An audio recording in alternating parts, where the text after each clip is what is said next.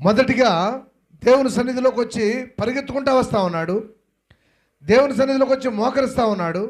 దేవుని సన్నిధిలోకి వచ్చి నిత్య జీవనకి వెళ్ళడానికి నేనేం చేయాలంటా ఉన్నాడు.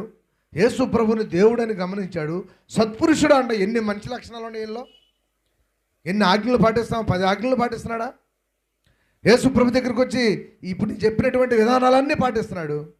అయినా సరే దేవుడు ఏమంటున్నాడంటే, నీకు ఒకటి చదవండి మరి, నేను చిన్నప్పటి నుంచి వీటన్నిటినీ పాటిస్తూనే ఉన్నాను అన్నాడు.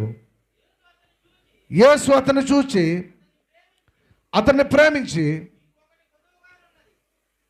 ప్రేమించిన వాళ్ళే చెబుతారు. గద్దించే వాళ్ళు ఎవరో కూడా ఏం చేస్తారంటే తెలుసా? నిన్ను గద్దిస్తున్నారు అంటే అర్థం ఏంటి తెలుసా? నిన్ను ప్రేమిస్తున్నారని.